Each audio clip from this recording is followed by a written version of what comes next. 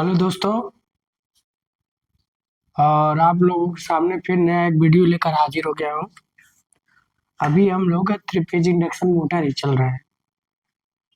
तो 3 phase induction motor चल रहा है तो उसमें हम लोग स्क्वायरल केज और क्या नाम है कि स्क्वायरल केज चल रहे हैं ना। और उसके बारे में पढ़े हैं कि स्क्वायरल केज क्या होता है, स्टार्टिंग टार्क क्या होता है, कितने एचपी की होती है। तो अगर मेरी वीडियो अच्छी लग रही हो, पढ़ाने का तरीका अच्छा लग रहा हो, तो लाइक और सब्सक्राइब करें, अपने दोस्तों के साथ शेयर कीजिए, क्योंकि आपका मोटिवेशनल ही हमको आगे बढ़ाने की कोशिश करता है। तो आज हम लोग चलेंगे 3 phase slip ring motor. Slip ring motor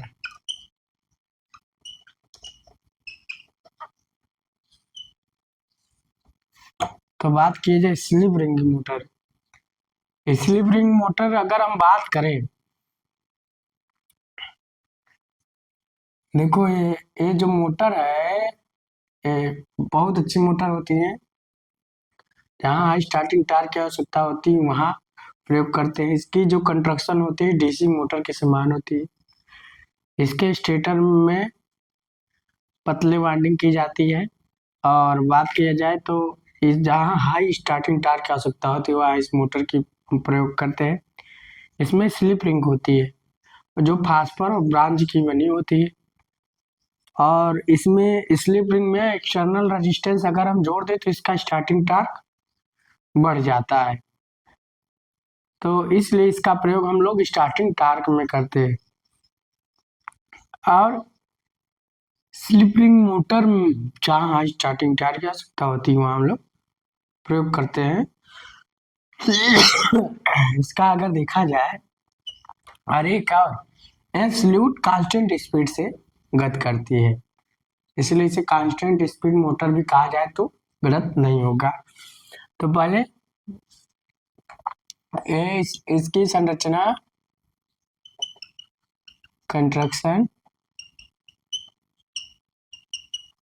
same as DC motor की होती है।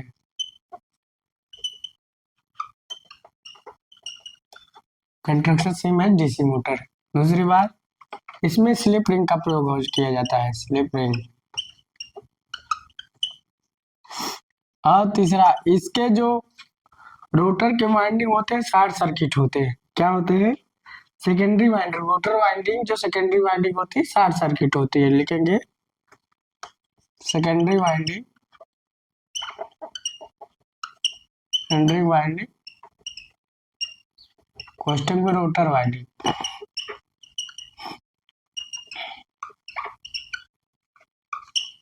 और शॉर्ट सर्किटेड, शॉर्ट सर्किटेड। चौथे की बात करें तो इसका जो टार्क होता है यह प्रोपोर्शनल वी स्क्वायर होता है, क्योंकि इसमें स्लिप रिंग होती है इसलिए यह प्रोपोर्शनल वी स्क्वायर होता है। इसमें स्लिप रिंग में एक्सटर्नल रेजिस्टेंस जोड़ देते हैं, इसके कारण हाई स्टार्टिंग टार्क बढ़ जाता है। एक्सटर्नल रेजिस्टेंस ऐड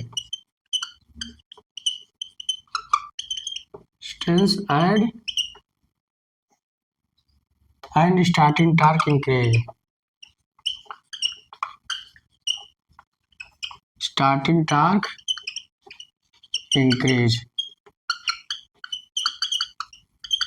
तो बात किया जाए external resistance add and starting torque इसका बढ़ जाता है। और जहाँ स्टार्टिंग टार्क की आवश्यकता होती है तो हम लोग इसका अगर बात किया जाए, न लिख लीजिए तो हम लोग लिखाते हैं, इसका एचपी देखा जाए, हार्स पावर 1000 एचपी, 1 केवी एचपी, 1000 एचपी। वोल्टेज की बात करें तो 11 केवी। अगर स्टार्टिंग टार्क की बात करें तो 2 गुना फुल लोड टार्क का फुल लोड टार्क का दोगुना। स्टार्टिंग करंट की बात करें, फुल लोड करंट का दोगुना। अगर इफिशियंसी की बात करें 82 to 85%। और अगर कास फाई की बात करें उतना ही होगा जितना सबका होता है, तो जितना हमने स्क्वायरल केज पढ़ा था 0.9 लैगिंग होता है। क्या होता है? लैगिंग होता है, वो भी लैगिंग होता है, इतना बता लीजिए। तो इसके बारे में हम लोग इसका स्टार्टिंग एसपी जो होता है केवी, वोल्टेज 11 केवी का होता है, स्टार्टिंग टार्क 2 गुना होता है, starting current full load current का 2 गुना, इफिशियंसी 82 to 50। कभी कभी पूछ लेता है स्क्वायरल केज का इफिशियंसी ज्यादा होता है कि स्लिप रिंग का, तो स्क्वायरल केज का हमने लिखाया होगा, आप लोग देख लीजिएगा।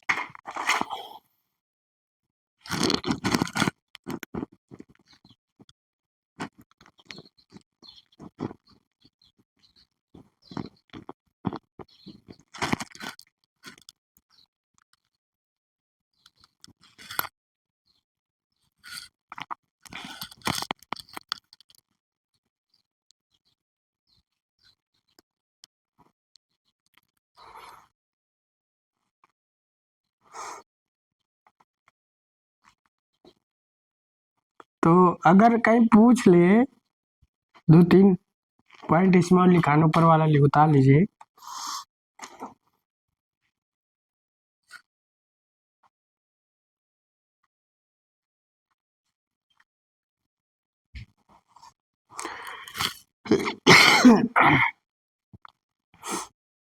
और एक चीज और हम लिखाएंगे, अगर कहीं पूछ ले, आपको देखो फंसाने के लिए कुछ भी पूछ सकता है, और देखिए आप लोग बच के रहिएगा।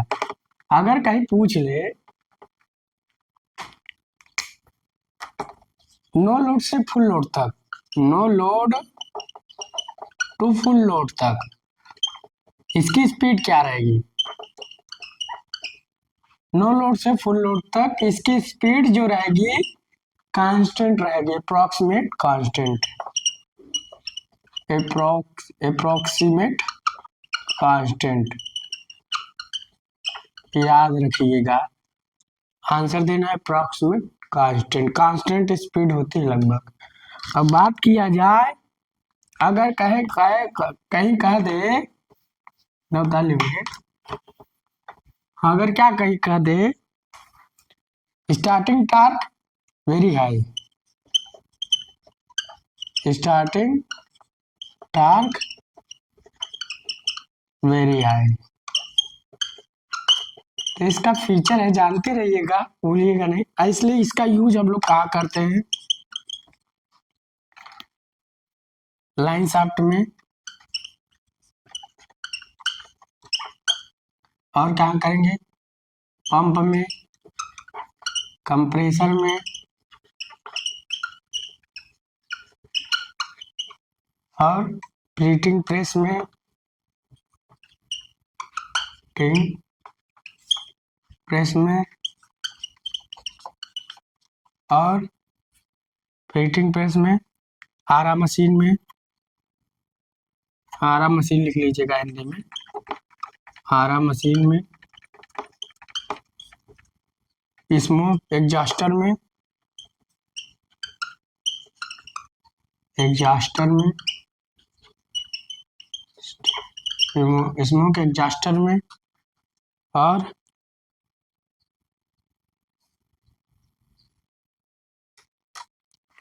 मोटर जनरेटर सेट में, मोटर जनरेटर सेट में, खानों के भारी कार्यों में, खानों में भारी कार्यों के लिए, खानों में भारी कार्यों के लिए, भारी कार्यों के लिए, और बात किया जाए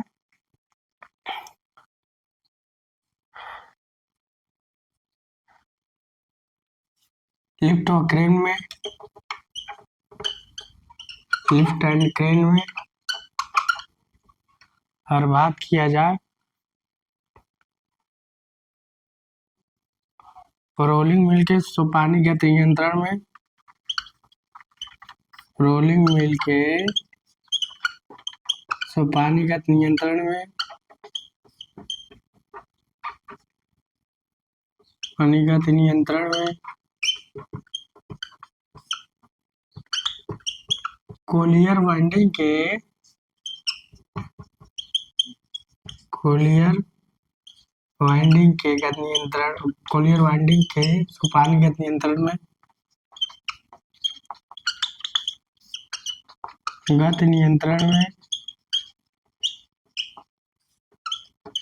हाईएस्ट हाउलेज में, हाईएस्ट हाउलेज में, हाईएस्ट एंड हाउलेज में,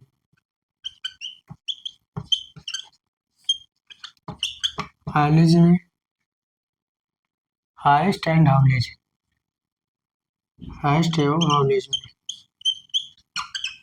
हाउलेज में, और बता लीजिए तो हम और लगभग लिखवा दिए।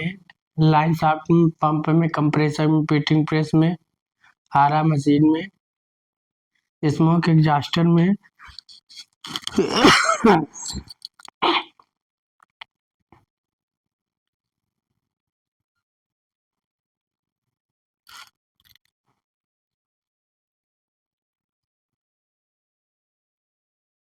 इंटरटेन लगभग लगभग हमने लिखा दिया है इसका जो होता है।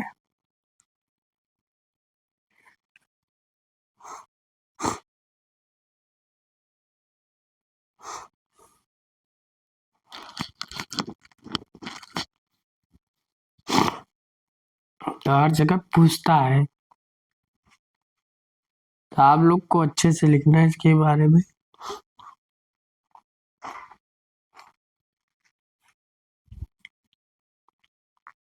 ये पूछता है लाइन शाफ्ट में हो गया, पंप में, कंप्रेसर में, पेटिंग प्रेस में, आरा मशीन में, स्मोक एग्जॉस्टर में, मोटर जनरेटर सेट में, कानों में भारी कार्यों के लिए, लिफ्ट एंड क्रेन में, रोलिंग मिल के पानी के नियंत्रण में, कोलियर के नियंत्रण में, एक होता है यहाँ लिख लीजिए वाइंडिंग मशीन में। किसमें? वाइंडिंग मशीन में। इसी के आगे लिख लीजिएगा वाइंडिंग मशीन में। अगला जो भी है लिख लीजिएगा। तो इतना इसका यूज होता है। डाल लीजिए तो हम आगे चलते हैं।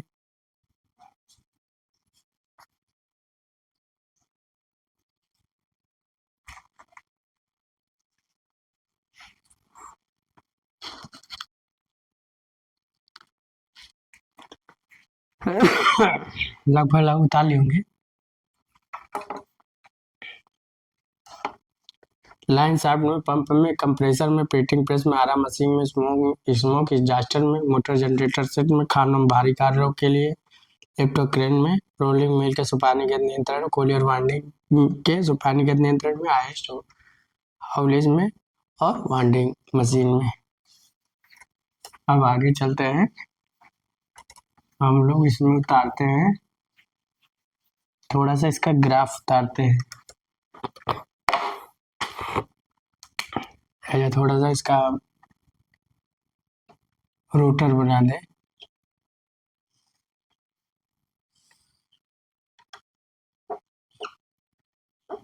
और इसमें जो होता है स्टेटर और रोटर पोल्स की संख्या समान होती है, लिख लीजिएगा।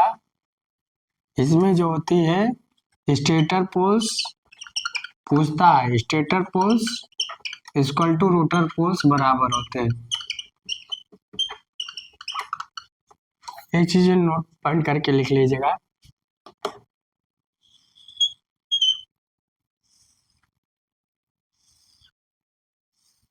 स्टेटर पोल की संख्या रोटर पोल संख्या के लगभग बराबर होती है।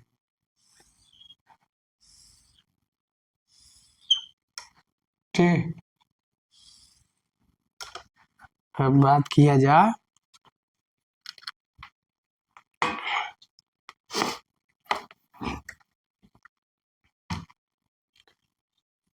इसमें हम लोग शाफ्ट थोड़ा डालते हैं, फिर शाफ्ट से ही थोड़ा हम लोग क्या करते हैं, शाफ्ट में ही स्लिपिंग कर देते हैं।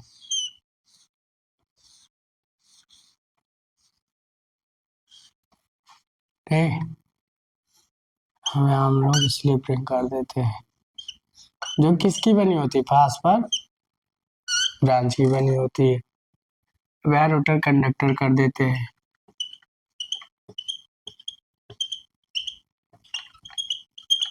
वापस में क्या होते हैं, शॉर्ट सर्किट होते हैं। वापस भी शॉर्ट सर्किट कर दो। ठीक, आपस में शॉर्ट सर्किट होते हैं, इसे बोलते हैं स्लिप रिंग। किसकी बनी हुई, तो फास्फर एंड ब्रांच की।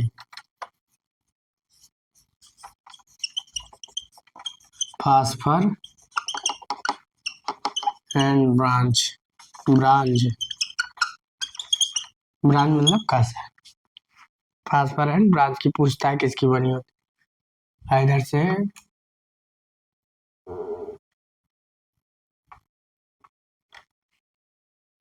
शाफ्ट अच्छे से बना दो, इसको उतार लीजिए।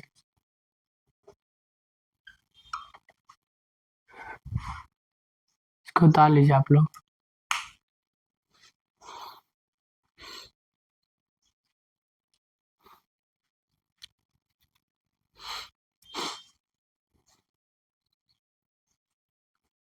ये रोटर कंडक्टर है, रोटर कंडक्टर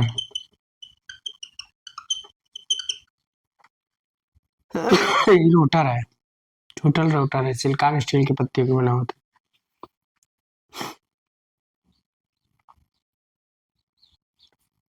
है। एक यहाँ थोड़ा सा गड़बड़ लग रहा है।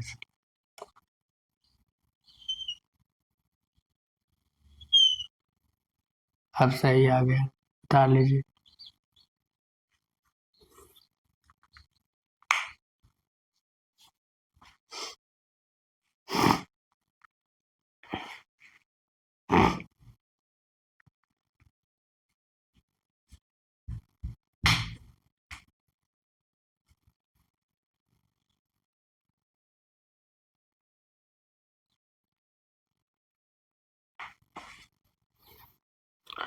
तो आप लोग याद रखिएगा कितने केवी तक प्रयोग की जाती है, कितने एचपी तक होता है, एफिशिएंसी कितना होता है, टार्क कितना होता है, स्टार्टिंग करंट कितना होता है, फुल लोड करंट कितना होता है।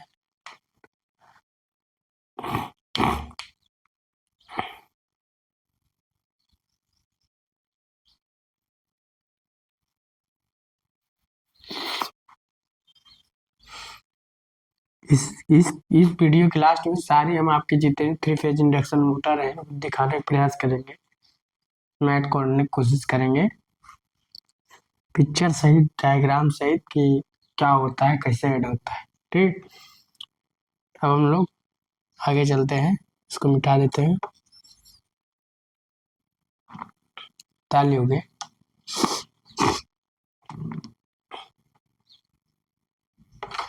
रोटर कंडक्टर और शॉर्ट सर्किटेड लिख सकते हैं। अब हम अगला इसी में फिगर बनाते हैं।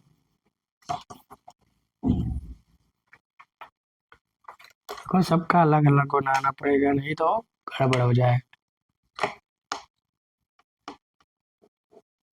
इसका मान लो क्या है, ये रोटर है,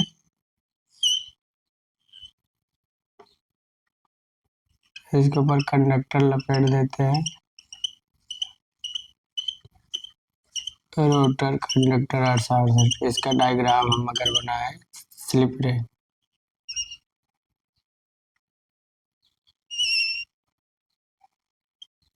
ठीक। अब इसमें डेल्टा वाइंडिंग कर देते हैं।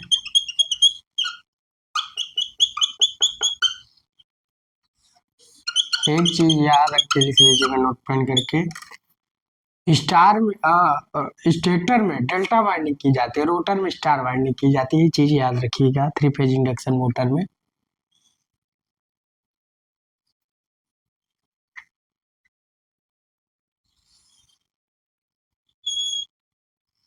ठीक, तो रोटर है, ये रोटर है, ये स्टेटर में वाइंडिंग की जाती है। अब यहाँ से इसका डायग्राम आप लोग बना लीजिएगा। ये भी ऐसे ही रखा जाता है। यहाँ से टर्मिनल दी जाती है, थ्री फेज टर्मिनल दी जाती है R Y B, R Y and B. ये आपका stator winding, stator winding. Delta में रोटर,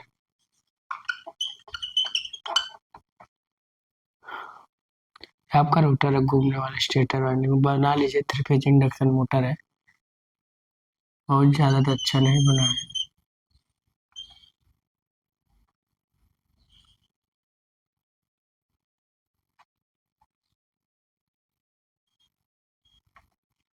जितना मेन मेन पार्ट होता है हम लिखा देते हैं, समझा भी देते हैं।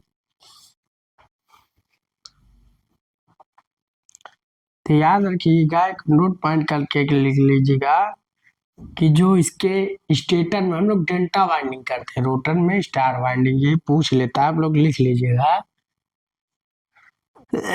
नोट पॉइंट करके लिख लीजिएगा कि इसके जो स्टेटर में हम लोग डेल्टा वाइंडिंग करते हैं और रोटर में स्टार वाइंडिंग करते हैं। एक फिगर इसका एक और बनाते हैं।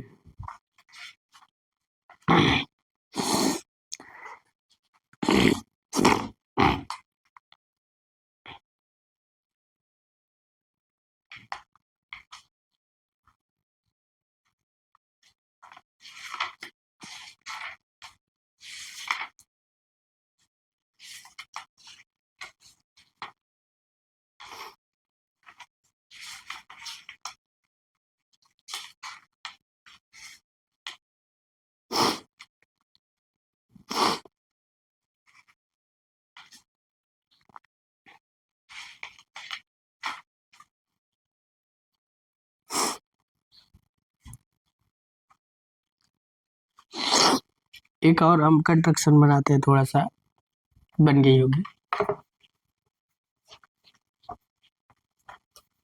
ये आपको फिगर देखने को किताबों में शायद नहीं मिलेगी जो मैंने बना दी।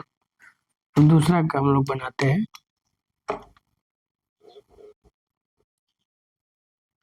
मान लीजिए रोटर है, सेम वही कंस्ट्रक्ट, थोड़ा सा और डिफरेंस रहेगा। इसमें हमने कंडक्टर लगा दिए हैं।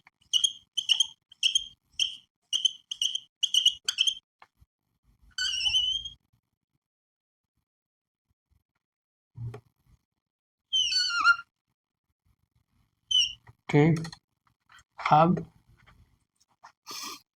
इसमें हम लोग थोड़ा सा ए वाली वेल्डिंग करेंगे, सिंक्रोनस मोटर की तरह। ऐसा गोला गोला बना दे ना, इसमें गोले गोले तैयार हो जाए बढ़िया।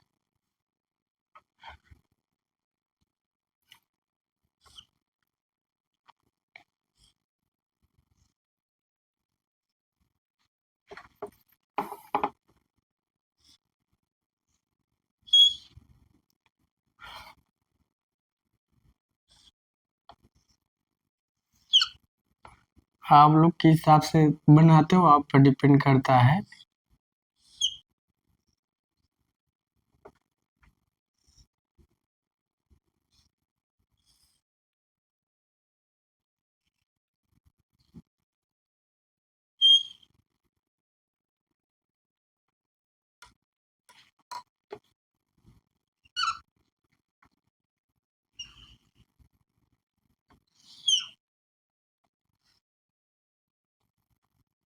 ठीक, वो आप पर डिपेंड करता है।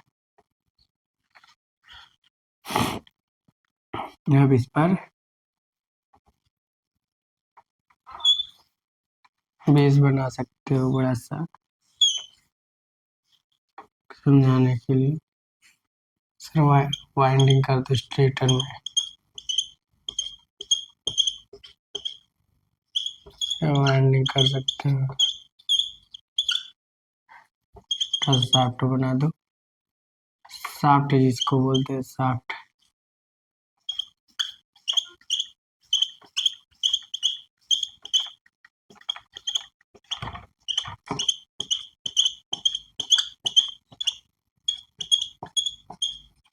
हाँ, जो घड़ी आ गई जो हम आपको दिखाना चाहते थे।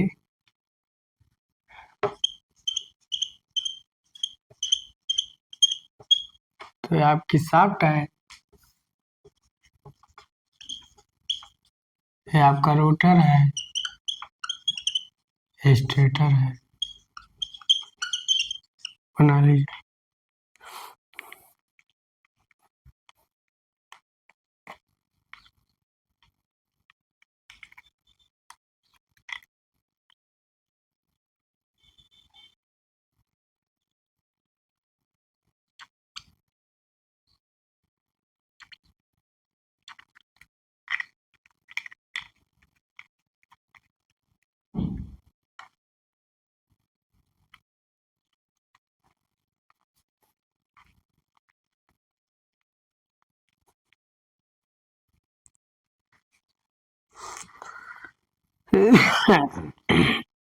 इसको बना लीजिए। ये भी मोटर ही है, स्टेटर वाइंडिंग।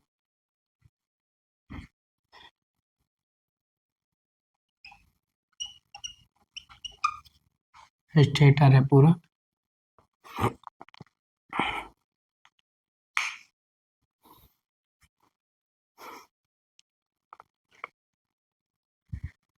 बनाते चलिए, अब बहुत अच्छा है स्लिप रिंग इंडक्शन मोटर आप लोग आज पढ़ेंगे। इसका दो फिगर हमने बना दिया, एक रोटर वाला, एक पूरा पूरा स्लिप रिंग इंडक्शन मोटर ही बना दिया है, इंडक्शन मोटर ही बना दिया है एक तरफ से।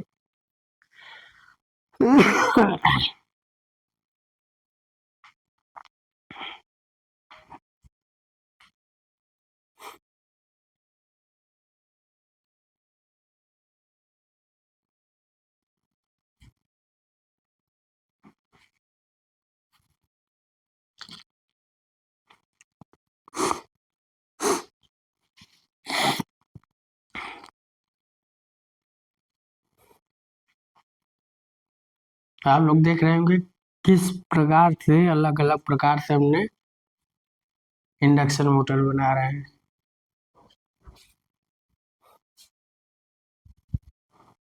हर अलग अलग प्रकार से। तो आप लोग भूल नहीं पाएंगे, भूल नहीं सकते।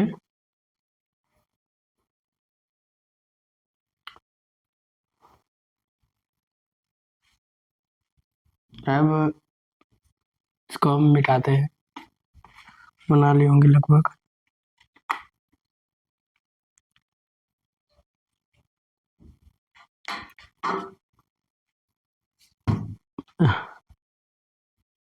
अब आगे चलते हैं,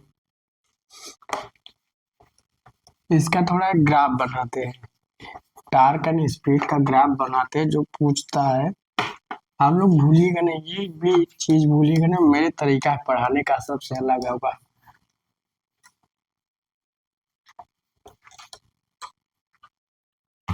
इसका ग्राफ बनाते हैं, उसके बाद आपको लास्ट में स्लिप रिंग इंडक्शन मोटर का एकदम फिगर विधवत दिखाया जाएगा प्रैक्टिकली सहित।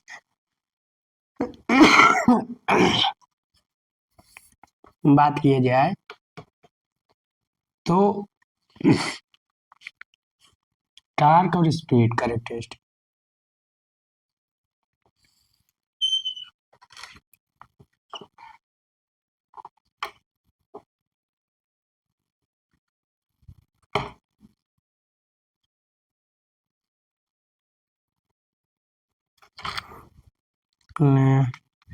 थोड़ा सा इससे मिटाएंगे।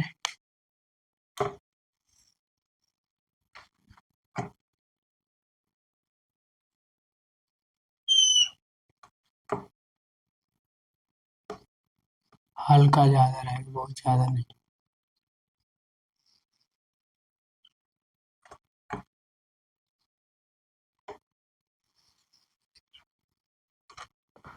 देखा जाए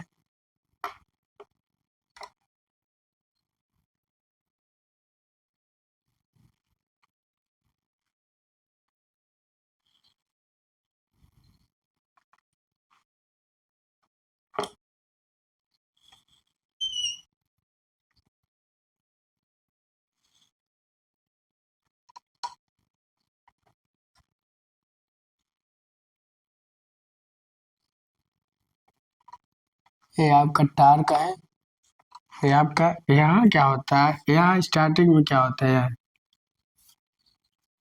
स्लिप 1 स्पीड 0, मगर यहाँ लास्ट में क्या होता है, n equal to ns synchronous speed से पहुंच जाती है, इसका रोटर लगभग माना गया है, और स्लिप 0। तो चाहे आप टार्क और स्लिप का कैरेक्टरिस्टिक खींच लीजिए, और चाहे टार्क और स्पीड का भी तुम्हें बता रहा हूँ, अभी तुम्हें हल्का डोज दे रहा है एन का, तो वो आप पर डिपेंड करता है। अब देखो क्या है, यहाँ से क्या है, ये जो आपको दिख रहा है, बता रहे क्या है, AR2 है, AR1 है, R2 है, R3 है, R4 है एंड R5 है। इसका मतलब जैसा हम रोटर रेजिस्टेंस बढ़ाते जा रहे हैं, टार्क बढ़ता चला जा रहा है। स्टार्टर हम जब स्टार्टर से स्टार्टिंग करते हैं इसको, तो क्या होता है इसमें हम लोग ये जो एक ग्राफ है, ये जो बीच में दो ग्राफ दिखा रहा है डॉटेड वाले से बोलते हैं ट्रांजिशन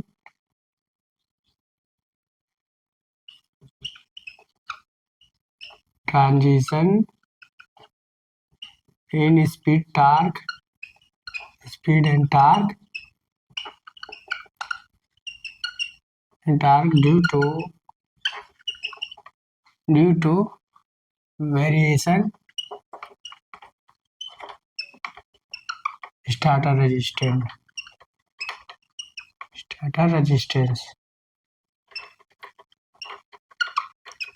मतलब ये जब हम स्टार्टर का रेजिस्टेंस धीरे धीरे काटते वेरिएशन करते जाते हैं, तो हमारा क्या होता है, मोटर सिंक्रोनस स्पीड से लगभग घूमने लगती है और स्टार्टिंग टार्क बढ़ जाता है। और इसका देखा जाए तो R5 यहाँ लिख सकते हैं, R5 is greater than R4 is greater than R3 is greater than R2 और इज ग्रेटर देन R1। क्योंकि हम जब इसको स्टार्टर से स्टार्ट करते जाते हैं, तो हमारा स्टार्टर का रजिस्ट्रेशन करता जाता है आर आगे तरफ से। एक चीज और इस ग्राफ से हमको पता लगता है कि जैसे जैसे हम रजिस्टेंस बढ़ाएंगे, वैसे वैसे हमारा स्टार्टिंग टार्क देखो, रजिस्टेंस बढ़ाते जा रहे हैं तो स्टार्टिंग टार्क इंक्रीज हो रहा है।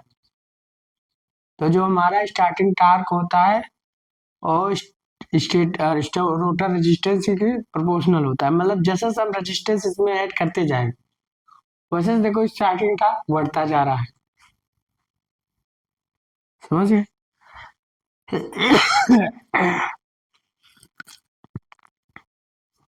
ये जो ग्राफ है स्लिप रिंग इंडक्शन मोटर का है।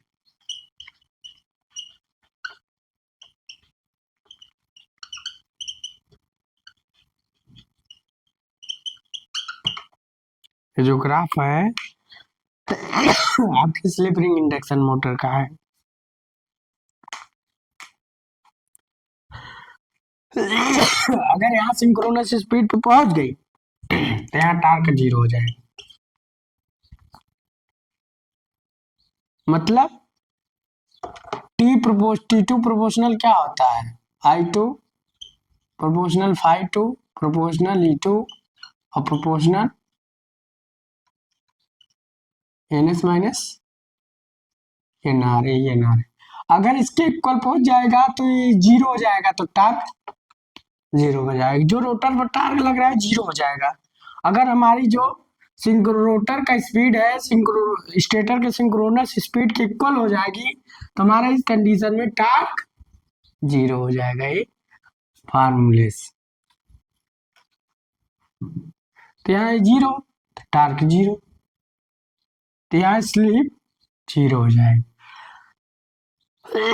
उतार लीजिए। अगर मेरी वीडियो अच्छी लग रही है तो लाइक और सब्सक्राइब करें, अपने दोस्तों के साथ शेयर कीजिए। So thanks.